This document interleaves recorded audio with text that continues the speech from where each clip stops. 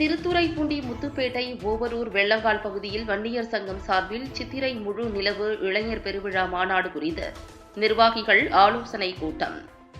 திருவாரூர் மாவட்டம் திருத்துறைப்பூண்டி சட்டமன்ற தொகுதிக்குட்பட்ட முத்துப்பேட்டை ஓவரூர் வெள்ளங்கால் பகுதியில் வன்னியர் சங்கம் பாட்டாளி மக்கள் கட்சி சார்பில் வருகின்ற மே 11ஆம் தேதி மாமல்லபுரத்தில் சித்திரை முழு நிலவு வன்னியர் இளைஞர் பெருவிழா மாநாடு நடைபெறவுள்ள நிலையில் இந்த மாநாட்டின் முக்கிய நோக்கமான சமூக நீதி சாதிவாரிய கணக்கெடுப்பை வென்றெடுக்க வேண்டும், தமிழ்நாட்டில் மக்கள் தொகை கணக்கெடுப்பு நடத்த வேண்டும், 69% இடஒதுக்கீடு பாதுகாக்க வேண்டும், வன்னியர்களுக்கு மக்கள் தொகை சமூக பின்தங்கிய நிலையில் அடிப்படையில் இடஒதுக்கீடு வழங்க வேண்டும் போன்ற பல்வேறு அம்ச கோரிக்கைகளை வென்றெடுக்க மாநாடு நடைபெறவுள்ள நிலையில் மாநாட்டிற்கான நிர்வாகிகள் ஆலோசனை கூட்டம் நடைபெற்றது.